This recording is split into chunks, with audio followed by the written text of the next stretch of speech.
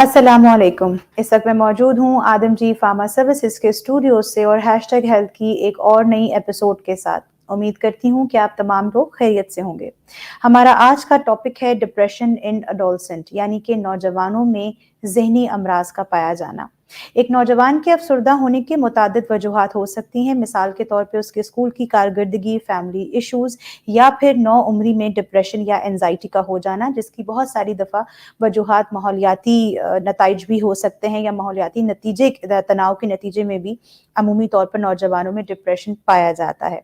पूरी दुनिया में नॉर्मल डिप्रेशन 11% लोग सफ़र कर रहे हैं, यानी कि 11% लोग जो हैं वो डिप्रेशन की बीमारी से सफ़र कर रहे हैं जिनकी उम्र 10 से 14 साल की है, और 28% लोग डिप्रेशन की ज़िंदगी गुजार रहे हैं जिनकी उम्र 15 से 9 साल के दरमियान है। और ये वो तमाम लोग हैं जो कि अपनी एडोलसेंट की उम्र में हैं, यानी कि नौजवानी की उम्र में हैं। इसी सिलसिले में गुफ्तगू करने के लिए आज हमें ज्वाइन करेंगे डॉक्टर आबिद ए मलिक। इस्लामाबाद से हमें ज्वाइन करेंगे हमारे स्टूडियोज में doctor Abid A Malik, MBBS Lahore, MRC psych London, DPM Dublin, MCS Stoke on Trent में, और साथ ही साथ PGD डिप हैं PGC में। साथ ही साथ मैनचेस्टर में CCST शीलफील्ड भी हैं। इसके अलावा PhD Sheffield and FRC psych London भी हैं।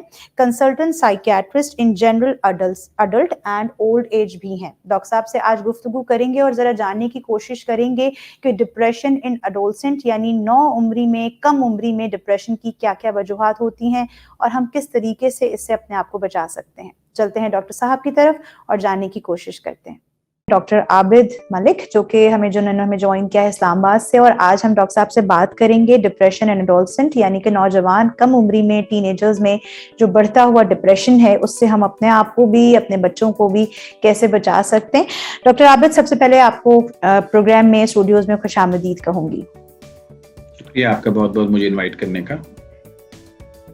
डॉक्टर साहब, पहला सवाल करूंगी आपसे कि बेसिकली नौ उम्रों में या नौ उम्री में जहनी सेहत जो है वो क्यों ज़रूरी है? कौन से ऐसे इंपॉर्टेंट फैक्टर हैं जिसकी वजह से हमें मेंटल हेल्थ स्पेशली एडोलसेंट में बहुत ज़्यादा नज़रअंदाज ना करने की ज़रूरत है कि हम तवज्जो दें? जी, बहुत शुक्रिया आपको मुझे इनवाइट करने का। और इसमें सबसे पहले जो ये आपका सवाल है कि इस उम्र में जो उसमें, लेकिन हमें ये डिसाइड करना है हम किस उम्र की बात कर रहे हैं। तो हम इस उम्र में बात कर रहे हैं 13 से 24 साल की उम्र के लोगों की। इसमें लड़के और लड़कियां दोनों शामिल हैं। और ये उम्र एक बहुत तब्दीली की उम्र होती है। इसमें इंसान ना सिर्फ फिजिकल चेंजेस से गुजर रहा होता है, बच्चा फिजिकल चेंजेस से गुजर कर बलूगत की तरफ जा रहा होता है, बल्कि उसकी इमोशनल हेल्थ भी बहुत तेजी से चेंज हो रही होती है। उसकी रिस्पॉन्सिबिलिटीज, उसकी दुनिया की तरफ एक देखने का अंदाज, उसका एक्सपेरिमेंट करने का एक तरीकाकार, और घर का माहौल और एजुकेशन, ये सब चीज़ें बहुत ज़्यादा इम्पोर्टेंट हैं। तो अगर ये कहा जाए कि आपकी सारी लाइफ के इम्पोर्टेंट 3 साल होते हैं, तो ये इसमें कुछ ऐसा गलत ना होगा। इसके अंदर इंसान की बाकी ज़िंदगी की बुनियाद रखी जाती है। इसमें वो तालीम है, उसकी वो जिस्मानी सेहत है, इसके अंदर उसकी लाइफस्टाइल हैबिट्स और डेवलप करने वाली चीज़ें हैं, उसकी एक्टिविटीज़ हैं, उसकी रिलेशनशिप्स हैं, उसकी दोस्तियां हैं, उसकी उन लोगों से बातचीत करना है। तो इन सबको अगर सामने रखा जाए तो ये आपकी सिर्फ जनरल हेल्थ से नहीं जुड़ी हुई, बल्कि आपकी इमोशनल हेल्थ से, आपके मूड के साथ, आपके आने वाले वक्त को आप किस तरह से परसीव करते हैं, उस सब से जुड़ी हुई है। तो इसलिए ये मेंटल हेल्थ और इमोशनल हेल्थ ये बहुत ज्यादा इम्पोर्टेंट है। अच्छा डॉक्टर साहब, यहाँ एक सवाल और उभरता है कि ज्यादातर जो नफ्सियाती या जो जहनी अमराज हैं वो नौजवानों में पाए जाते हैं, जैसा भी आपने खुद भी कहा। तो उसकी बेसिक रीजन क्या हो सकता है? क्या ये जेनेटिकली नौजवानों में ज्यादा हम देखते हैं कि ये शुरू हो जाती हैं ये तकलीफ और फिर ये आगे उम्र तक जाती हैं? आप क्या समझते हैं डॉक्टर साहब, हमें किस तरह गाइड करेंगे इस हवाले से? जी, इसमें सबसे पहले तो ये समझना ज़रूरी है कि दिमागी बीमारियां और नफ्सियाती बीमारियां का 75 से 80% का ऑनसेट शुरू होने की उम्र ही 15 से 25 साल या थोड़ा सा इससे पहले है। इसमें आपकी एंजाइटी डिसऑर्डर्स हैं, जिसमें घबराहट, बेचैनी वाले डिसऑर्डर हैं। इसके अंदर आपके मूड डिसऑर्डर हैं, जिसमें डिप्रेशन की डिफरेंट फॉर्म्स, उसके अलावा साइकोसिस की बीमारियां और या बाइपोलर मूड डिसऑर्डर्स की बीमारियां, इन सब का ऑनसेट इस उम्र में है। इसकी क्या वजूहात हैं कि ये आपने मालूम करना चाहा है कि इसकी क्या वजूहात है कि यही ऑनसेट की एज है। Again I think it is related to two more main important things. One is the environmental and the changes, which according to the education or relationship or experiences, और जो आपने early life के अंदर सीखा हुआ है उसको एक्सपेरिमेंट करने का टाइम आता है, आपकी तवक्कुआत पे सारी चीजें नहीं उतरती हैं। और सेकंड इंपॉर्टेंट चीज जो है वो जेनेटिक है, और जो जेनेटिक मैनिफेस्टेशन होती है, जेनेटिक डिसऑर्डर्स, अगर आपके खानदान के अंदर स्किज़ोफ्रेनिया है, अगर आपके खानदान के अंदर बाइपोलर डिसऑर्डर्स हैं, तो उनका ऑनसेट इसी उम्र में होता है। वो एक्सप्रेस इस वक्त होते हैं। उनकी जो साइंस एंड सिम्टम्स हैं वो इस उम्र में नजर आते हैं, और क्योंकि वो एक बिल्कुल ऐसे प्रोसेस से गुजर रहे होते हैं जब वो बहुत ज्यादा माशरे की नजर में होते हैं, तो इसलिए इनका नजर आता है कि शायद जवानों को और लोगों को ये बीमारियां ज्यादा हो रही हैं। बिल्कुल सही।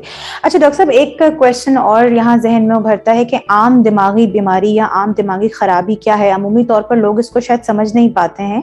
आप ज्यादा बेहतर तरीके से हमें बता सकते हैं कि कुछ ऐसी कॉमन जहनी बीमारियां जो कि आपको महसूस होता है कि शायद ज्यादा नौजवानों में इस वक्त या इस दौर में जो है वो उभरती हुई नजर आती है, जिसपे हम तवज्जो नहीं देते हैं?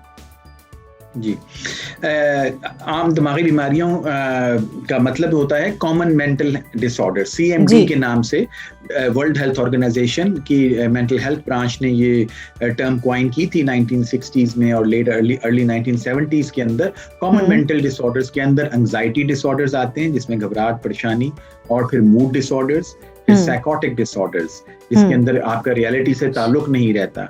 उसके अलावा सब्सटेंस मिसयूज डिसऑर्डर जिसके अंदर आप मुख्तलिफ किस्म की अद्वियात या कोई नशावर चीजें इस्तेमाल करना शुरू कर देते हैं। इसमें कुछ न्यूरोलॉजिकल डिसऑर्डर जिसमें एपिलेप्सी, मिर्गी के दौरे, और कुछ लोग जो कॉमन मेंटल डिसऑर्डर्स में बुढ़ापे की बीमारियां जैसे कि डिमेंशिया, ये इसको भी शामिल करते हैं। लेकिन अगर हम जवानों की बात करें तो इसके अंदर एंजाइटी और डिप्रेशन का रेट हाई रहता है।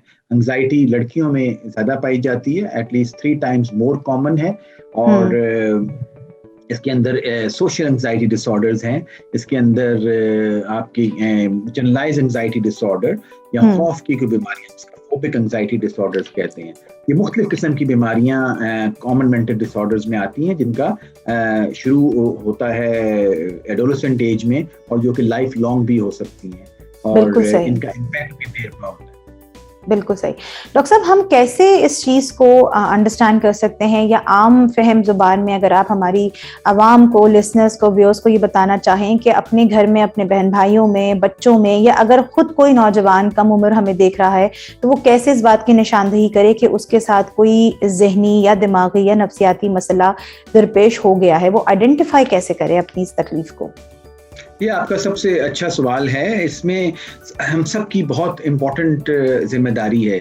हमें अपने जवान बहन भाइयों या बच्चों का बहुत ज़्यादा ख्याल रखना है। हमने इस चीज़ का ख्याल रखना है, कोई चेंज अगर हम लोग महसूस कर रहे हैं, अगर उसकी कोई हैबिट्स के अंदर कोई चेंज आ रही है, वो ज़्यादा टाइम घर से बाहर गुजार रहा है जो पहले नहीं गुजारता था, या ज़्यादा टाइम कमरे के अंदर गुजार रहा है, ज़्यादा टाइम बाथरूम या टॉयलेट में गुजार रहा है, उसकी कुछ हैबिट्स तब्दील हुई हैं, उसमें कोई गुस्से की अलामात पाई जा रही हैं, उसका वजन बिला वजह ही घटता चला जा रहा है, और वो अपना टेम्पर कंट्रोल नहीं कर सक रहा है।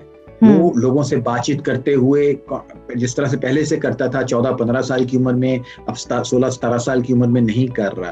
तो चेंज को आपने सामने रखना है, और या उसकी एजुकेशनल परफॉर्मेंस नीचे आ रही है, या वो आहिस्ता बात करते करते घबराता है और एजुकेशनल परफॉर्मेंस नीचे नहीं आ रही है, और उसके टीचर्स ने आपको फोन कॉल करना शुरू कर दी है, वो आपको लग रहा है कि आपसे मिलने में कतराता है, आपके साथ बैठना पसंद नहीं करता, अगर बहुत ज्यादा लोग घर में आ जाएं तो वो जल्दी से वहां से उठ के चला जाता है। तो ये सारी आपकी चेंजेस जो हैं ये आपके इल्म में होनी चाहिए। आप पेरेंट हैं, आप ग्रैंड पेरेंट हैं, चाचा, मामू या और कोई घर के इंपॉर्टेंट फर्द हैं, ये चीजें आपके जहन में होनी चाहिए, क्योंकि वो लोग उनके पास जुबान नहीं है इन चीजों को बताने के लिए।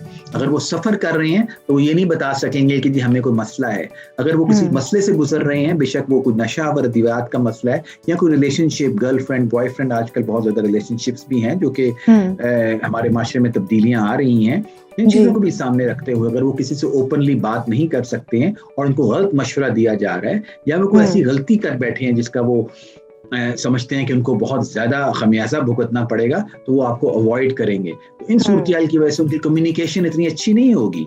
उनको बिल्कुल। आपको अलहदा से रखना और इन सारी चीज़ों को सामने रखना और एक्सचेंज को रखकर आपको उस बच्चे से बात करनी पड़ेगी, और फिर उनके लिए अगर आप करेंगे तो हम अगले सवालात में उसका जवाब दे सकते हैं कि क्या अच्छा डॉक्टर साहब, एक बहुत ही इसमें आपने अहम मुझे बात समझ आई, जो मेरे जहन में सवाल उभरता है कि अमूमी तौर पर जो पेरेंट्स होते हैं या आसपास के लोग होते हैं, या खुद बाज़ औक़ात जो खुद एडोलसेंट की उम्र में गुजर रहा होता है नौजवान, वो डॉक्टर के पास जाते हुए, स्पेशली माहिर नफ्सियात साइकियाट्रिस्ट के पास जाते हुए, साइकोलॉजिस्ट के पास जाते हुए ज़रा कतराता है। और हमारे यहाँ अभी भी डॉक्टर साहब ये अवेयरनेस की ज़रूरत है, इसीलिए हम ये प्रोग्राम भी कर रहे हैं कि लोग ज़रा घबराते हैं कि तो नौजवान है, ठीक हो जाएगा, थोड़ा सा उसको कुछ दम करवा देंगे तो ठीक हो जाएगा, उसको डॉक्टर की ज़रूरत नहीं है।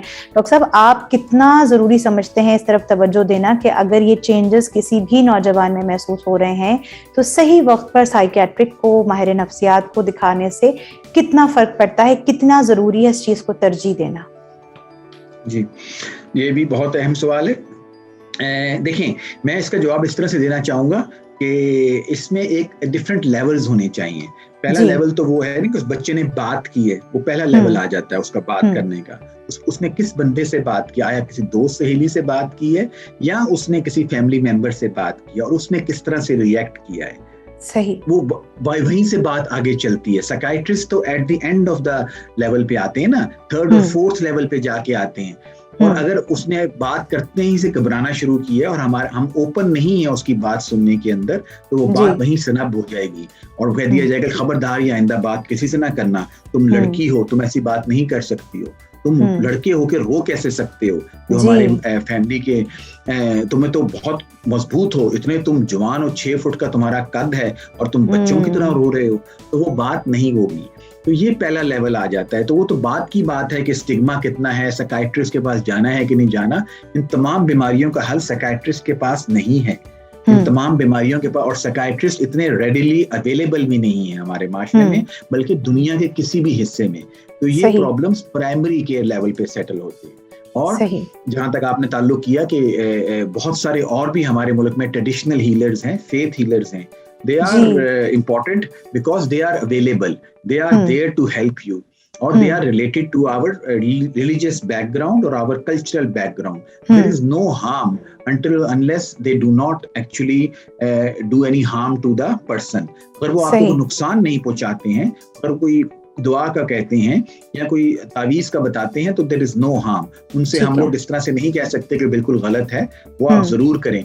लेकिन किसी प्राइमरी केयर डॉक्टर, हमारे डॉक्टर्स जो हैं, जो प्राइमरी केयर लेवल पे, जो हमारे जनरल प्रैक्टिशनर्स, फिजिशियंस बैठे हुए हैं छोटे सेटअप्स के अंदर, उनको अवेयरनेस होनी चाहिए। मेरी जिंदगी का एक बड़ा मकसद यही रहा है कि इन डॉक्टर्स की ऐसी ट्रेनिंग की जाए कि ज्यादातर 70 to 80% लोग इन्हीं लोगों की डिटेक्शन से और हेल्प से ठीक हो जाएं। तो उस लेवल के बाद साइकियाट्रिस्ट का लेवल तो उसके बाद आता है, जो बहुत सीवियर मेंटल इलनेसेस हो जाती हैं, मॉडरेट से सीवियर में चली जाती हैं, और वो तभी होती हैं जब बीमारी लंबी हो जाए या उसका इलाज देर से शुरू किया जाए। Duration of untreated mental illnesses, जितना ज्यादा उसका ड्यूरेशन होगा अनट्रीटेड मेंटल इलनेस का, उतनी ज्यादा उसकी कॉम्प्लेक्सिटी होगी, उतना ही ज्यादा वो रेजिस्टेंट टू ट्रीटमेंट होगा, और इतनी ही ज्यादा वो इन मुश्किलात का शिकार होगा सोशली और अपने आप को ऑक्यूपेशनली दुनिया में सेट करने के लिए। तो स्टिग्मा की जहां तक बात है, तो स्टिग्मा के अंदर तो आजकल सोशल मीडिया का बहुत बड़ा हाथ है। सोशल मीडिया हमारी बहुत मदद कर सकता है। वो चीजें जो हैं वो मेरे लेवल से भी बढ़कर हैं, एक हुकूमती लेवल के ऊपर या एक मास मूवमेंट चलाने की जरूरत है। दुनिया में है मालूम है, लेकिन आहिस्ता आहिस्ता हालात चेंज हो रहे हैं। लेकिन जिस स्पेस पे हालात चेंज हो रहे हैं और जिस स्पेस पे हम लोग उनका सामना कर रहे हैं, उसमें बहुत बड़ा फर्क है। इसको बहुत तेजी से आगे बढ़ना है इस मूवमेंट को। बिल्कुल सही डॉक्टर साहब, आपने बहुत ही उम्दा अंदाज में बहुत अच्छे तरीके से हम सबको बहुत सारी बातें क्लियर की। एक सवाल जरूर आपसे मजीद करना चाहूंगी। जैसे आपने खुद कहा कि यहाँ हमारे पास थेरेपिस्ट, काउंसलर, साइकोलॉजिस्ट मौजूद हैं जो प्राइमरी लेवल पर आपको केयर कर सकते हैं। जहन में ये सवाल भी उभरता है कि अगर किसी एडोलसेंट में या किसी नौजवान में ये बीमारी तशखीश हो भी गई है, तो उसका बुनियादी इलाज, यानी जो आम फहम जुबान में कहा जाए, या जो हमारी ऑडियंस अब हमें देख रही है या सुनेगी बाद बाद में उनको ये इस बात का आइडिया हो कि अगर कोई भी बच्चा या करीबी शख्स आपका इस बीमारी में मुब्तला है तो उसका बुनियादी इलाज क्या है, किस तरीके से उसका बुनियादी इलाज किया जा सकता है ताकि वो जल्द से जल्द इन नफ्सियाती बीमारियों से अपनी जान छुड़ा सके। जी देखिए, इसके अंदर बहुत सारी जो बेसिक इलाज है जो आपको फौरी तौर पर मैसर हो सकता है। उसमें इफेक्टिव कम्युनिकेशन बहुत सबसे इम्पोर्टेंट आती है कि उसने अपनी सारी चीज को कम्युनिकेट कर दिया है उस बंदे के साथ जो कि उसके सबसे करीब है, जो कि उसके सबसे प्यारा है, उसके साथ उसने इफेक्टिव कम्युनिकेट किया है। और आया उसको क्या हेल्प मिल रही है, आया वो हेल्प किसी प्रॉब्लम सॉल्विंग के तौर पे मिल रही है, आया उसको कोई डिस्ट्रैक्शन बताई जा रही है कि ये चीज आप कर लें, या उसको बताया जा रहा है कि आपके लिए जिंदगी आसान कर देते हैं, या आप अपनी एजुकेशन के गोल्स चेंज कर लें, depending upon the nature of the problem उसको क्या सपोर्ट दी जा रही है। और ये सारी चीजें बहुत इंपॉर्टेंट हैं और बहुत सारे दुनिया के साइंटिस्ट ने साथ जोड़कर बैठे कि क्या एक्टिव इंग्रेडिएंट्स होने चाहिए, उस हांडी के क्या चीजें अज्जा होने चाहिए जिसमें हम अपने यंग बच्चों की मदद कर सकें। उसके अंदर ये प्रॉब्लम सॉल्विंग स्किल्स जो हैं ये सबसे टॉप पे आ रही हैं, उनकी रिलैक्सेशन टेक्निक्स हैं, उनकी अपने जहन पे खुद लाइफ पे कंट्रोल, डिसीजन मेकिंग, उनका कॉन्फिडेंस किस तरह से बिल्ड किया जाए, उनकी वोकेशनल ट्रेनिंग किस तरह से की जाए। हर बीमारी का इलाज कोई दवाई या साइकियाट्रिस्ट के पास मौजूद नहीं है।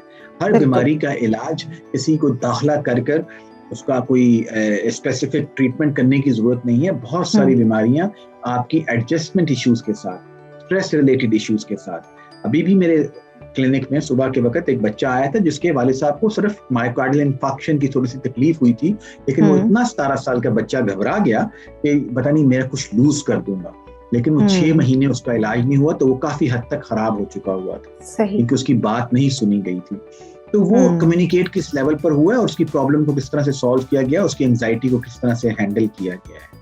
बिल्कुल सही। उसके अलावा उसकी लाइफ की, सॉरी आप और पूछ सकते। नहीं डॉक्टर साहब प्लीज कंटिन्यू कीजिए।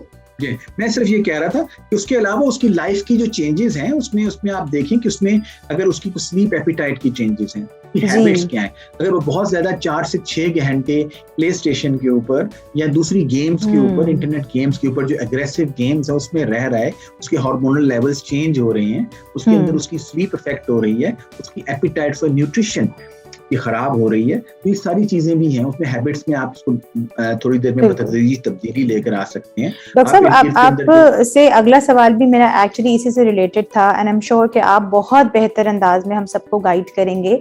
हम तमाम चीजों को समझते भी हैं, लेकिन ये जो छोटी छोटी बातें अभी आप बता रहे हैं या जो सवाल मेरा अगला है इसकी तरफ तवज्जो नहीं देते कि जैसे आपने कहा कि सारा इलाज जो है वो सिर्फ दवाई से नहीं है, तो जो लाइफ स्टाइल है, जो हमारी हैबिट्स हैं, जो सोशल मीडिया पे हमारे नौजवान जो हैं वो देखते हैं, जिसे हम दूसरी जुबान में कहते हैं कि बाहर से जो नेगेटिव स्टिमुलस आ रहा है, जो बच्चे आजकल स्पोर्ट्स में नहीं है, बहुत ज्यादा मूवमेंट नहीं करते, डॉक्टर साहब आपके हिसाब से इंसानी जहन की या दिमाग की नशोनुमा के लिए अच्छी खुराक, अच्छी नींद, हेल्दी एक्टिविटीज, ये सब किस हद तक इम्पोर्टेंट हैं और कितना इफेक्टिवली काम करती हैं दिमाग पर? जी देखिए, फिजिकल और मेंटल हेल्थ एक हेल्थ का ही का कंपोनेंट है और मेंटल हेल्थ इस उम्र के अंदर बहुत ज्यादा जरूरी है, एक अच्छी साउंड मेंटल हेल्थ होना जी, और एक दूसरे का उस पर असर होता है। जो चीजें आपके दिल और जिस्म के लिए अच्छी हैं वही चीजें आपके दिमाग के लिए अच्छी हैं। इसमें अच्छी खुराक है, इसमें अच्छी ये बाकी बैलेंस डाइट है, इसमें आपकी एक एक्टिविटीज हैं, आपकी एक्सरसाइजेज हैं, और कम से कम टाइम उन जगहों पे गुजारना जिसमें आपकी एक कांस्टेंट डिस्ट्रक्शन होती है और एक मुकाबला लगा रहता है जो कि इंटरनेट गेमिंग के थ्रू आता है जी। उसके अंदर एक आपकी एक एग्रेशन लेवल बढ़ता है। आज से 4-5 साल पहले ये जो कुछ गेम्स को एडिक्शन के हद तक ही चली गई थी, क्योंकि उसमें जब तक आपको प्लेजर मिलता रहता है you get involved into it. तो ये भी बहुत ज्यादा एक्टिव इंग्रेडिएंट्स हैं साइको सोशल इंटरवेंशन के, अपने इर्द गिर्द के हालात को चेंज करने के लिए जी। आप उनको कैसे चेंज कर सकते हैं, तो उसमें आप एक डाइट चार्ट बना सकते हैं, एक्सरसाइज का चार्ट बना सकते हैं। उसके अंदर आप अपने किसी जो जिसके साथ वो इंसान करीब है, बच्चा या लड़का लड़की, उसके साथ उसका एक प्रोग्राम बना सकते हैं, उस बंदे को साथ उसको कोच भी कर सकते हैं। और इसमें मेंटरिंग और इसके अंदर किसी को रोल मॉडल बनाना बहुत जरूरी होता है। उसका कोई मामू चाचू भी हो सकता है, कोई बिल्कुल। प्लेयर भी हो सकता है, कोई रिलीजियस लीडर भी हो सकता है, लेकिन प्रोवाइडेड कि वो रोल मॉडल भी तमाम लोगों का रोल मॉडल हो, रोल मॉडल भी अवेयर हो कि उसको कि ये बच्चों की नीड्स होती हैं। बहुत सारे आपको हमारे खानदानों के अंदर ऐसे लोग मिलेंगे जो बच्चों को लेकर साथ चलते हैं, जो बच्चों के साथ बच्चे बन जाते हैं और बड़ों के साथ बड़े बन जाते हैं। हर खानदान में ऐसे लोग मौजूद हैं और वो लोग आइडियल होते हैं कि ऐसे बच्चों को साथ लेकर चलें, उनकी लाइफ हैबिट्स को चेंज करें और एक स्ट्रक्चर लेकर आए लाइफ के अंदर। दवाइयाँ तो बहुत बाद में आती हैं। Very true. बहुत बहुत शुक्रिया डॉक्टर आबिद, आपने अपना कीमती वक्त हमें दिया और हमें बहुत पसंद आया कि आपने बहुत ही खूबसूरत अंदाज में हमारे तमाम सवालात को किसी हद तक क्लियर कर दिया। बहुत शुक्रिया डॉक्टर साहब आपके टाइम का। Thank you very much. I like talking to you and your audience and I hope कि हमारी इस बातचीत से किसी का भला होगा और जल्दी अर्ली डिटेक्शन होगी किसी नफ्सियाती मसले की। और हर नफ्सियाती मसला कोई ज़हनी बीमारी और उसके अलावा कोई बहुत ज़्यादा इलाज की ज़रूरत नहीं होती। बहुत सारे मसाइल हमारे घर के लेवल पर, हमारे ख़ानदान के लेवल पर आसानी से हल हो सकते हैं। आपका बहुत शुक्रिया। बहुत शुक्रिया डॉक्टर साहब। अल्लाह हाफ़िज़। वालेकुम सलाम। उम्मीद करते हैं कि आपको हमारा आज का प्रोग्राम भी पसंद आया होगा। इन प्रोग्राम्स का मकसद बढ़ती हुई बीमारियों के मुतालिक आप तमाम लोगों को आगाही फराहम करना है। अगर आपको हमारे प्रोग्राम्स पसंद आ रहे हैं तो हमें अपनी राय से, अपने सजेशन से आगाह करना ना भूला कीजिए। हमारे YouTube के चैनल पर भी आप हमें सब्सक्राइब कर सकते हैं, वीडियोस को शेयर कर सकते हैं एंड ऑफ कोर्स कमेंट भी कर सकते हैं। साथ ही साथ आदम जी फार्मा सर्विसेज के फेसबुक के पेज पर भी लाइक, कमेंट, शेयर और साथ ही साथ अपनी सजेशन से आगाह करना हमें ना भूलिएगा। उम्मीद करते हैं कि आज का प्रोग्राम आप तमाम लोगों के लिए फ़ायदेमंद साबित होगा। मुझे और मेरी टीम को अपनी दुआ में याद रखिएगा। इंशाअल्लाह ताला किसी और नई एपिसोड के साथ जल्दी आपकी खिदमत में हाजिर होंगे। अल्लाह हाफ़िज़ एंड फ़ी अमान अल्लाह।